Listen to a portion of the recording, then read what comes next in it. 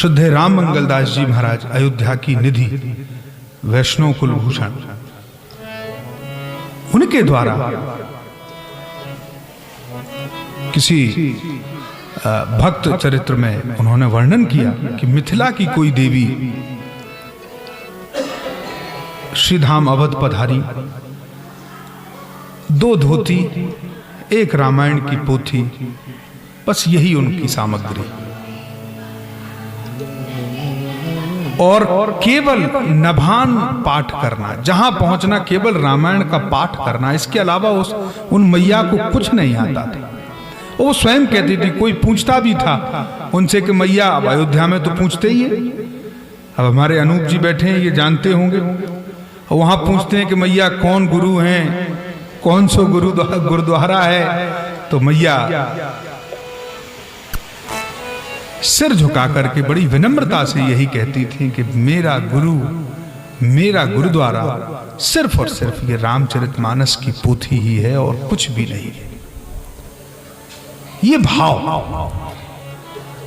तो उनकी बड़ी प्रसिद्धि हुई। वो श्रीधाम अवध में रही, कनक भवन में वो प्रतिदिन पाठ करती नभान का, और संत लोग प्रतिदिन उनको सुनने जाते थे।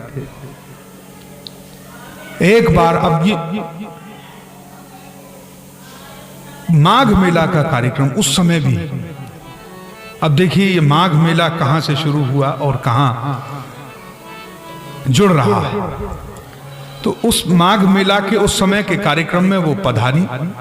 अच्छा, राम मंगलदास जी महाराज उनको देख रहे थे, संयोग से वो उनके साथ उसी ट्रेन से गए, और उन्होंने उनको दूर से देखा, और स्टेशन पर उतरने के बाद महाराज श्री ने पूछा कि मैया कहाँ जा रही हो? तो मैया ने कहा बस स्नान करेंगे महाराज जी, और बस माघ मेला में रहेंगे कुछ दिन। तो मैया आगे आगे बढ़ गई। राम मंगलदास जी महाराज के मन में सहज ही आया कि क्यों ना इस मैया को देखें, ये क्या कर रही है, किस प्रकार से इसकी पूजा, किस प्रकार से इसकी साधना है। कहीं ऐसा तो नहीं कि ये केवल प्रदर्शन मात्र हो। कौतूहलवश उन्होंने,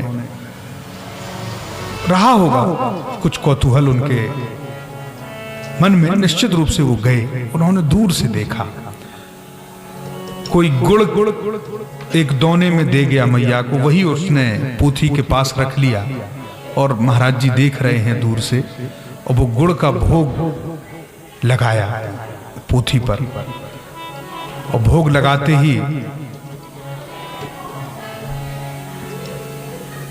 ठाकुर जी से प्रार्थना की,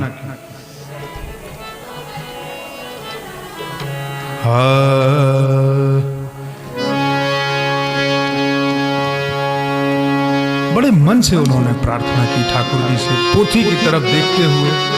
तो राम मंगलदास जी महाराज देखते हैं कि उस पोथी के कुछ पृष्ठ उड़ने जैसे लगे, जैसे होती ना कि खड़बड़ाहट होती है, कुछ जैसे कुछ पृष्ठ अगर टकराएं आपस में तो एक खड़बड़ाहट होती है। तो पोथी के जो कुछ पृष्ठ थे वो खड़बड़ाए।